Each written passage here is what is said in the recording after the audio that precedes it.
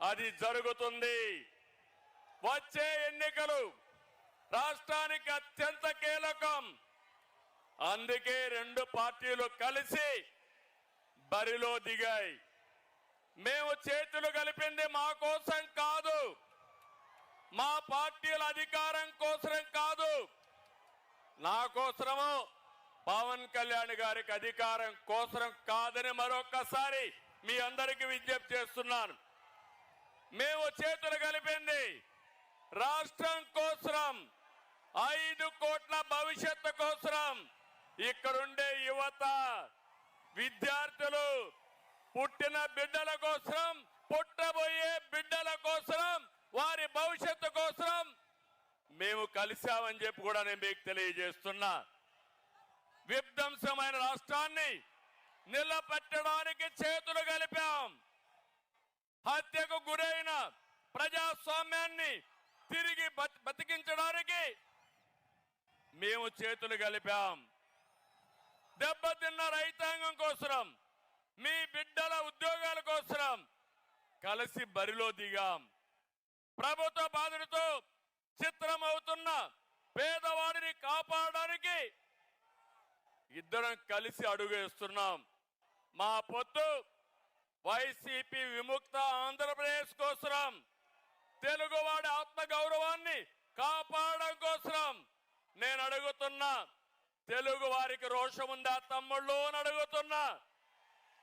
మాకు రోషం ఉంది, సత్తా చూపిస్తామని గట్టిగా చప్పట్లు కొట్టి హర్షాన్ని, ఆమోదాన్ని తెలియజేయండి. ఒక వ్యక్తి అహంకారం వల్ల జరిగిన నష్టాన్ని ఒక సీనియర్ నేతగా నేను చూస్తూ ఊరుకొండలేను. అదే సమయంలో ప్రశ్నించే, ఎదిరించే తత్వం ఉన్న పవన్ కళ్యాణ్ కూడా మౌనంగా ఉండలేరని మరొకసారి మీకు విజ్ఞప్తి చేస్తున్నా. అందుకే ఇది ప్రజలు కుదిర్చిన పొత్తు, జనం కోరుకున్న పొత్తు, రాష్ట్రంలో వెలుగు నింపే పొత్తు. అవునంటే గట్టిగా ఆమోదం తెలియజేయండి. రాష్ట్ర పునర్నిర్మాణం కోసం మాతో చేతులు కలపండి, మాతో అడుగేయండి మనస్ఫూర్తిగా మిమ్మల్ని అందరినీ కోరుకుంటున్నా. అదే సమయంలో మీరు ఒక్కసారి చూస్తే రాష్ట్ర పరిస్థితి అందరం అర్థం చేసుకోవాలి. 2014 గతాన్ని ఒకసారి నెమరు వేసుకుని భవిష్యత్తుకు నాంది పలకాల్సిన బాధ్యత మనందరికీ ఉంది. 2014 ఏ విధంగా ఉందో ఒక్కసారి మీరు ఆలోచిస్తే, విభజన జరిగింది, హేతుబద్ధత లేదు. కానీ ఆ రోజు మీరు చూస్తే పవన్ కళ్యాణ్ గారు ఎన్నికల ముందే, ఇప్పుడు నేను పోటీ చేయడం కాదు, రాష్ట్రాన్ని కాపాడుకోవాలి కాబట్టి తెలుగుదేశం బీజేపీ ప్రభుత్వానికి సమర్థిస్తామని స్వచ్ఛందంగా ముందుకొచ్చిన వ్యక్తి పవన్ కళ్యాణ్ గారిని మరొకసారి విజ్ఞప్తి చేస్తున్నా. అక్కడి నుంచి మేము అధికారాన్ని ఒక బాధ్యతగా తీసుకున్నాం. ప్రతి క్షణం రాష్ట్రం కోసం ఆలోచించాం.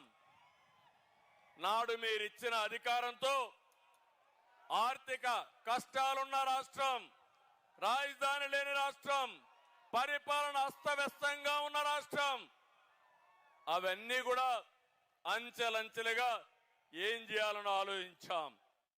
అయితే ప్రజలందరూ కూడా ఒక షాక్ లో ఉన్నారు.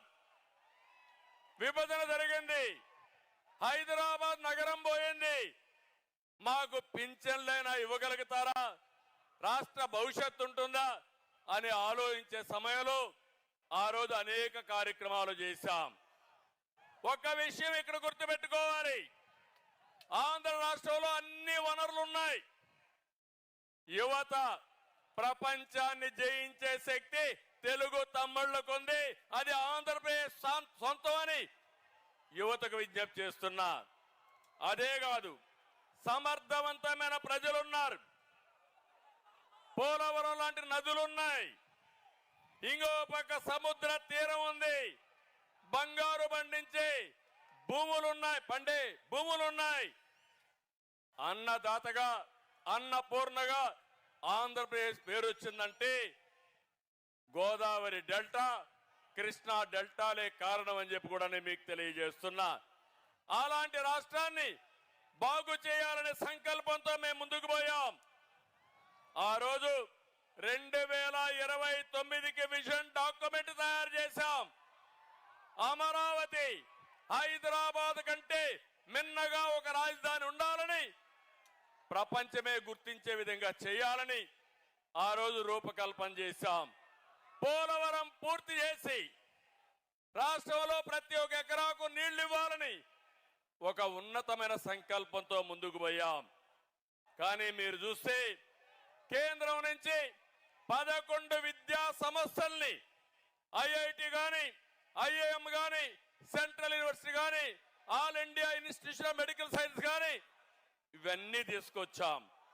అదే మాదిరిగా ఆ రోజు మీరు చూస్తే ఢిల్లీకి వెళితే రాష్ట్రం కోసం వెళ్ళాం, ప్రాజెక్టుల కోసం వెళ్ళాం. ఆ రోజు అనేక విషయాల్లో సాధించుకొని తిరిగి వచ్చాం. ప్రపంచమంతా తిరిగి యువతకు ఉద్యోగాలు ఇవ్వాలని 16 లక్షల కోట్ల రూపాయలు పెట్టుబడులు తెచ్చాం. 10 లక్షల మందికి ఉద్యోగాలు ఇచ్చాం. ఈ రోజు మీరు చూస్తామంటే ఇవన్నీ కూడా ఇటుక పేర్చి కట్టినటువంటి సౌదాన్ని జగన్ వచ్చి ఒక గొడ్డలి పెట్టుతో మొత్తం నాశనం చేసే పరిస్థితికి వచ్చాడని చెప్పి కూడా నేను మీకు తెలియజేస్తున్నా. తమిళలో ఇక్కడ మీరున్నారు. ఈ రోజు రాష్ట్రంలో ఒక సైకో పాలన ఉంది, అవునా కాదా అని మిమ్మల్ని అడుగుతున్నా. ఉంది అంటే చేలుపైకి ఎత్తండి. ఏ రాష్ట్రంలో అయినా సైకో పాలన ఉందా అని మిమ్మల్ని అడుగుతున్నా. ఏ ముఖ్యమంత్రినైనా సైకో అన్నారా అని మిమ్మల్ని అడుగుతున్నా. గట్టిగా చెప్పండి, రాష్ట్రం అంతా వినపడాలి. మా పొత్తు కూడా ఎందుకో మీరు ఆలోచిస్తే మీకు ఒక అవగాహన వస్తుంది. ఏ ముఖ్యమంత్రి అయినా ఒక అభివృద్ధి కార్యక్రమాలు చేసి తద్వారా పరిపాలన చేస్తారు. కొత్తగా ముఖ్యమంత్రి అయిన వ్యక్తి ఒక పక్కన మీరు చూస్తే ఒక సంక్షేమమో ఒక అభివృద్ధికో నాంది పలుకుతారు. కానీ దురదృష్టం, ఈ ముఖ్యమంత్రి మొట్టమొదటిసారిగా మా ఇంటి పక్క నుండి ప్రజావేదిక కూల్చి ఈయన పరిపాలన ప్రారంభించాడంటే ఎలాంటి వ్యక్తో ఒక్కసారి మీరు ఆలోచించుకోండి. అది ఇతని నిజమైన నైజం.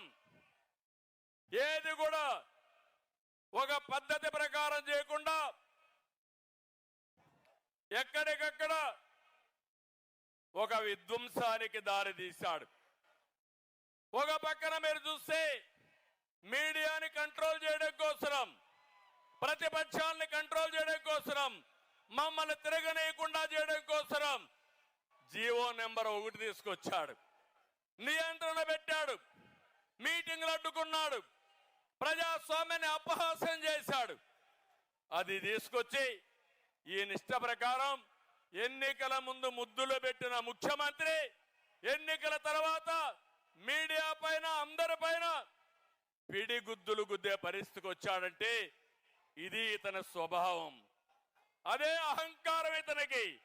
ఇంకో పక్క మీరు చూడండి, ఈస్ట్ గోదావరి జిల్లాలో డ్రైవర్ సుబ్రహ్మణ్యాన్ని చంపి ఈయన కారులో, ఎమ్మెల్సీ కారులో డోర్ డెలివరీ చేశాడంటే ఎలాంటి అహంకారమో మీరు ఒక్కసారి ఆలోచించుకోవాల్సిన అవసరం ఉంది. అన్నా క్యాంటీన్ పెడితే 5 రూపాయలకే ఒక పూట తిండి పెడితే అలాంటి అన్నా క్యాంటీన్ని మూసేయడమే కాదు, అన్నా క్యాంటీన్ ద్వారా అన్నం పెట్టకూడదన్న దుర్మార్గుడు. అలాంటి వాడిని మీరు చూస్తే ఇది ఒక పెత్తందారీ వ్యవస్థకు నిదర్శనం అని చెప్పి కూడా నేను మీకు తెలియజేస్తున్నా. రాజధానిని అడ్డుకున్నారని ఆ రాజధాని మీద శాసన మండలిలో బిల్లు పాస్ చేశారని శాసన మండలి రద్దు చేయాలని పోయాడంటే ఎంత అధికార దుర్వినియోగం మీరు ఆలోచించుకోవాల్సిన అవసరం ఉంది. మాస్క్ అడిగిన దళిత డాక్టర్ సుధాకర్ ని పిచ్చోడిని చేసి చంపేశారు. ఇది అతని అరాచకానికి పరాకాష్ట అని చెప్పి కూడా నేను మీకు తెలియజేస్తున్నా. రాజధానిలో విట్ ఉంటే, ఎస్ఆర్ఎం ఉంటే, అమృత లాంటి యూనివర్సిటీ ఉంటే 15,000 మంది బయట వాళ్ళు వచ్చి చదువుకునే పరిస్థితి క్రియేట్ చేసి అవన్నీ తెలుగుదేశం పార్టీ పెట్టారనే దురుద్దేశంతో రోడ్లు కూడా వేయకుండా, నీళ్లు కూడా ఇవ్వకుండా, కడాన మట్టి కూడా రోడ్డు మీద ఉంటే తవ్వకపోయిన దుర్మార్గులు అని చెప్పి నేను మీకు తెలియజేస్తున్నా. అది మూర్ఖత్వం. ఇంకో పక్క నిన్నే చూశారు, international cricket player Hanuma Vihari YCP వేధింపులు తట్టుకోలేక పారిపోయాడంటే ఎంత టెర్రరిజమో ఒక్కసారి మీరు గుర్తుపెట్టుకోవాల్సిన అవసరం ఉంది. కడాన మీరు ఒక్కసారి ఆలోచిస్తే తన సొంత చెల్లెలు ఆస్తి తగాదాలు, ప్యాలెస్ తగాదాలు విభేదించి వేరే పార్టీలో చేరితే ఆవిడ యొక్క పుట్టుక పైన, చెల్లెల పైన, తల్లి పైన సోషల్ మీడియాలో పోస్టింగ్స్ పెట్టాడంటే ఎలాంటి వ్యక్తో ఒకసారి మీరు ఆలోచించుకోవాలి. ఇది యొక్క ముఖ్యమంత్రి యొక్క మానసిక స్థితికి నిదర్శనం. ఇక్కడే పవన్ కళ్యాణ్ గారు ఉన్నారు. ఇప్పటంలో మీటింగ్ పెట్టారు, సభకు స్థలం ఇచ్చారు. సభకు స్థలం ఇస్తే ఆ కసితో రోడ్డు వెడల్పు పేరుతో ప్రొక్లైన్లు తీసుకుపోయి ఎక్కడికక్కడ ఇండ్లన్నీ కూలగొట్టాడంటే అది ముఖ్యమంత్రి యొక్క విధానం. నాకొక విషయం గుర్తొస్తుంది. నేను ముఖ్యమంత్రిగా ఉన్నప్పుడు తిరుపతిలో ఒక సంఘటన జరిగింది. ఇది యథార్థ కాదా మీరందరూ అర్థం చేసుకోవాల్సిన అవసరం ఉంది. ఒక వ్యక్తి ప్రతిరోజు ఆడవాళ్ళని చంపేసేవాడు. ఎవరైతే ఒంటరిగా పశువులు మేపుతా ఉంటే, ఎవరైతే ఇంట్లో ఒంటరిగా పడుకుంటే అక్కడికి పోయి క్రూరంగా రాళ్లతో కొట్టి చంపేసేవాడు. నేను ముఖ్యమంత్రిగా పోలీసులను అడిగాను, ఎందుకు జరుగుతున్నాయని అడిగాను. ఇమీడియట్ గా పట్టుకోమని ఆదేశాలు ఇచ్చాను, చేయలేకపోయారు. తర్వాత అన్ని కూడా ఎంక్వైరీ చేసి పట్టుకుంటే ఒక వ్యక్తి ఒక నేరాలు చేసి జైలుకు పోయి వచ్చిన వ్యక్తి ఎక్కడికక్కడ హత్యలు చేసే పరిస్థితికి వచ్చాడు. అతనికి ఎక్కడో మహిళల పైన ద్వేషం వచ్చింది. ఆ ద్వేషంతో మహిళల్ని చంపడమే పనిగా పెట్టుకుని 40 మందిని చంపేశారు. ఆ తర్వాత అతను పట్టుకొచ్చి పోలీస్ స్టేషన్ లో పెట్టి జైల్లో పెట్టి కేసులు ఎంక్వైరీ అవుతా ఉంటే రాజంపేట నుంచి వస్తూ ఎన్కౌంటర్ లో చనిపోయే పరిస్థితికి వచ్చాడు. నేను ఒకటే చెప్తున్నా, ఆ కేసుకు ఈ కేసుకు ఒకసారి చూస్తే ఈ ముఖ్యమంత్రి ఈ రాష్ట్రాన్ని సర్వనాశనం చేయడం కోసం ఆయనకు డబ్బులు కావాలి, రాజకీయ వ్యాపారం. దీనికి అడ్డొస్తే చంద్రబాబు లెక్కలేదు, పవన్ కళ్యాణ్ లెక్కలేదు, వేదిక పైన లెక్కలేదు, మీరు లెక్కలేదు. అందరినీ అణిచివేయడమే ఆదేశంగా పెట్టుకుని ముందుకు పోయే పరిస్థితికి వచ్చాడు. నేను అందుకే మిమ్మల్ని అందరినీ కోరుతున్నా, ఈ రోజు మనందరి పైన ఒక పవిత్రమైన బాధ్యత ఉంది. వైఎస్ఆర్ కాంగ్రెస్ పార్టీని చిత్తుగా ఓడించి సైకో నుంచి రాష్ట్రాన్ని విముక్తి చేయాలి. సిద్ధమా తమ్ముళ్ళు అని మిమ్మల్ని అడుగుతున్నా, సిద్ధమా అని మిమ్మల్ని అడుగుతున్నా. ఈరోజు మీరు చూస్తే జగన్ విధ్వంసం, అరాచకాలను పరిస్థితి, దాడులు, కేసులు ఇవన్నీ పెట్టే పరిస్థితికి వచ్చారు. ఇంకో పక్కన ఈరోజు మీరు ఒకసారి చూస్తే ఒక్క విషయం ఈ తాడేపల్లిగూడెం సభలో చెప్పాలనుకుంటున్నాను. ఈ రాష్ట్రాన్ని ముఖ్యమంత్రి జగన్మోహన్ రెడ్డి రాష్ట్రంగా చూడడం లేదు. రాష్ట్రంలో ప్రజలున్నారన్న ఆలోచన లేదు. రాష్ట్రాన్ని కులాల మధ్య, ప్రాంతాల మధ్య, వర్గాల మధ్య విభజించి ఆయన అధికారం కోసం సర్వనాశనం చేయాలని ఆలోచిస్తున్నాడు. నేను ఒకటే మిమ్మల్ని కోరుతున్నాను, కులాలు కూడబెట్టవు. మంచి పాలకులు, మంచి ప్రభుత్వం మాత్రమే మన జీవితాలను మారుస్తున్నాయి. అట్లా కాకుండా ఒక చెడు వ్యక్తి వస్తే ఆ కులం వాళ్ళు కూడా సర్వనాశనం అయ్యే పరిస్థితికి వస్తారు. ఈ విషయం మీరు గుర్తుపెట్టుకోండి. అందుకే ఈరోజు మేము ఒకటే కోరుతున్నాం, ఆంధ్రప్రదేశ్ అంటే ఒక మంచి రాష్ట్రం. నా ఆలోచన, మిత్రులు పవన్ కళ్యాణ్ గారి ఆలోచన, తెలుగు జాతిని ప్రపంచంలోనే నెంబర్ 1 కమ్యూనిటీగా తయారు చేయాలనేది మా సంకల్పం. దీనికి మీరు సిద్ధంగా ఉండాలని మిమ్మల్ని అందరినీ కోరుకుంటున్నా.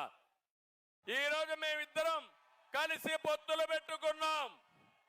మాకు ఏమి భేషజాలు లేవు.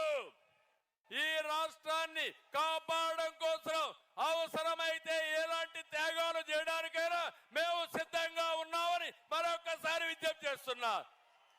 ఏం తమ్ముళ్ళో మీరు సిద్ధమా అని మిమ్మల్ని అడుగుతున్నా. టీవీలు చూసే ఆడబిడ్డలో మీరు సిద్ధమా అని మిమ్మల్ని అడుగుతున్నా. ఇంకో పక్క ఎన్ని విధాలుగా ప్రయత్నం చేశారు పవన్ కళ్యాణ్ గారి మీద.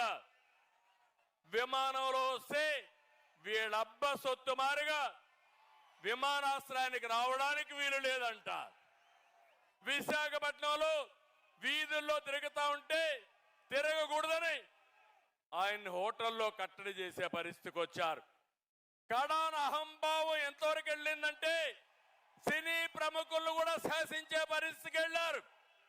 సినిమా టికెట్ల పేరుతో మహానటుడు చిరంజీవిని, మహాదర్శకుడు రాజమౌళిని అవమానించే స్టేజ్కి వెళ్లారు. నేను బాధపడ్డా, చాలా వరకు నొచ్చుకున్నా. జీవితంలో ఇలాంటి జరగకూడదు అనుకున్నా, అలాంటి జరిగే పరిస్థితి వచ్చింది. అందుకే నేను మిమ్మల్ని అందరినీ ఒకే విషయం అడుగుతున్నా. వై నాట్ 175 అంటున్నాడు జగన్.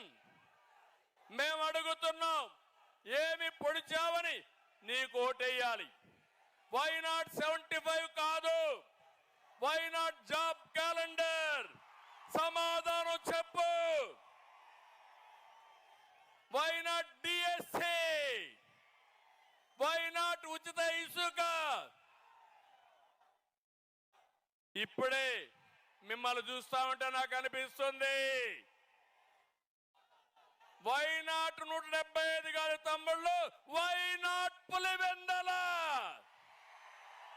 అవునా కాదా? పులివెందల్లో కూడా ఓడించాలా లేదా? ఓడించాలంటే తాడేపల్లి శబ్దం పులివెందలకు నిలబడాలి. గట్టిగా చెప్పండి.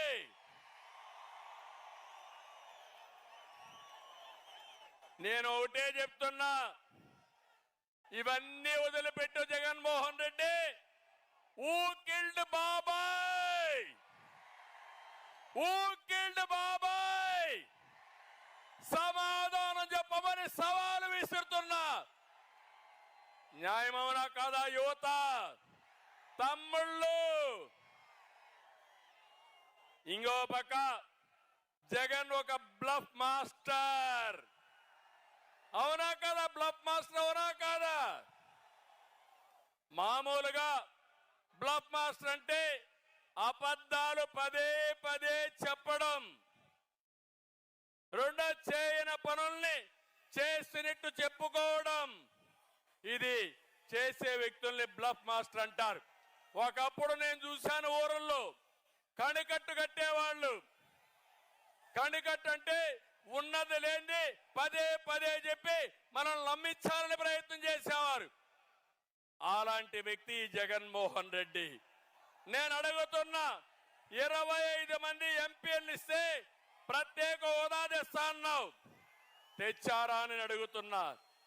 మద్యపాన నిషేధం చేస్తా ఉన్నావు, చేశావా అని అడుగుతున్నా.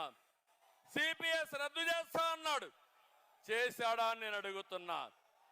నిన్ననే కుప్పం చూశారు తమ్ముళ్ళు, పేపర్లో వచ్చింది. నా నియోజకవర్గం 35 ఏళ్లుగా ఎమ్మెల్యేగా ఉన్నా, అక్కడ ముఖ్యమంత్రిగా ఉన్నా. కుప్పానికి నీళ్లని ఈ ముఖ్యమంత్రి నాటకాలు వేశాడు. నేరుగా కుప్పం వెళ్ళాడు, ట్యాంకర్లో నీళ్లు తీసుకుపోయాడు, కాలువలో నీళ్లు పెట్టాడు. అక్కడి నుంచి మీరు చూస్తే కొత్తగా గేట్లు తీసుకుపోయాడు. ఇవి చూస్తే మా పవన్ కళ్యాణ్ గారు కానీ మా జయకృష్ణ ఏ మాత్రం లాభం లేదు. సినిమా సెట్టింగ్ వేశాడు, నీళ్లు వదిలిపెట్టాడు, సాయంత్రం వదిలిపెట్టి వచ్చాడు. తెల్లవారితో నీళ్లు లేవు, అక్కడ గేట్లు పెట్టాడు. ఉదయం 11:30 గంటలకు గేట్లు పెట్టి తర్వాత రోజున 10:30 గంటలంటే 23 గంటల్లో సినిమా సెట్టింగ్ కూడా తీసుకొని వెళ్లిపోయే పరిస్థితికి వచ్చారు. ఇది ముఖ్యమంత్రి విశ్వసనీయత.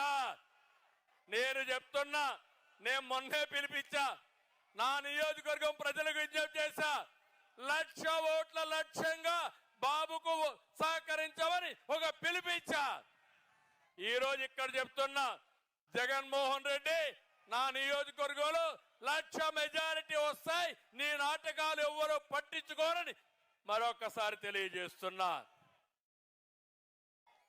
తమిళు ఇంకో పక్క ఒక ఫ్లాప్ సినిమా జగన్ది.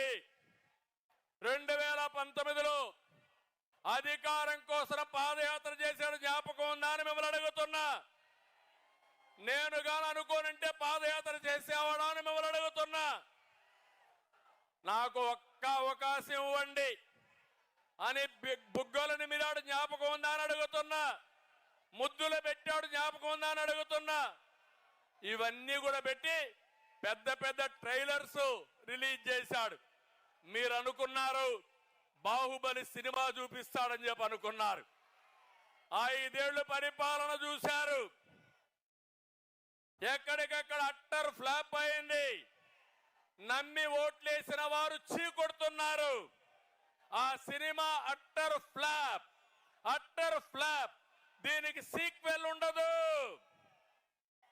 ఒకటే తెలుసుకోవాలి తమ్ముళ్ళు, జనసేన సైనికులు, తెలుగుదేశం తమ్ముళ్ళు ఒకటే గుర్తుపెట్టుకోవాలి, అట్టర్ ఫ్లాప్ అయిన సినిమాకి మళ్ళా సీక్వెల్ ఉంటుందా తమ్ముళ్ళు? అందుకే ఆ సినిమా అయిపోయింది, 40 రోజులే ఉంది. వైసీపీ రౌడీలకి రియల్ సినిమా 40 రోజుల తర్వాత చూపిస్తామని ఈ సభ ద్వారా హెచ్చరిస్తున్నా. జనసేన తెలుగుదేశం పొత్తు సూపర్ హిట్, అవునా కాదా? సూపర్ హిట్ అయితే గట్టిగా చప్పట్లు కూడా చెప్పండి. నీ కుట్రలు, నీ కుతంత్రాలు అట్టర్ ఫ్లాప్, విధ్వంసానికి ఒక ఫుల్ స్టాప్. అందుకే TDP Janasena winning team, YSR Congress party cheating team, అవునా కాదా? తెలుగుదేశం జనసేన గట్టిగా చెప్పాలి, విన్నింగ్ టీం అని. Telugu Desam Janasena, YSR Congress party cheating team, YSR Congress party. ఒకటే గుర్తుపెట్టుకోండి, ప్రశాంతమైన రాష్ట్రంలో హింస, దాడులు, కేసులతో జగన్ అగ్గిరాజేశాడు. అంతటా అశాంతి, ప్రతి ఒక్కరిలో కోపం, ఆవేశం ఉన్నాయి. ఇప్పుడు అదే అగ్గితో మా తమ్ముళ్ళందరూ తెలుగుదేశం జనసేన తమ్ముళ్ళు వైఎస్ఆర్ కాంగ్రెస్ పార్టీని తగలబెట్టడానికి సిద్ధంగా ఉన్నారు. దీనికి వాయువు కూడా తోడైంది. ఎవరు తమ్ముళ్ళు ఆ వాయువు? ఎవరా వాయువు? పవన్ కళ్యాణ్ గారు.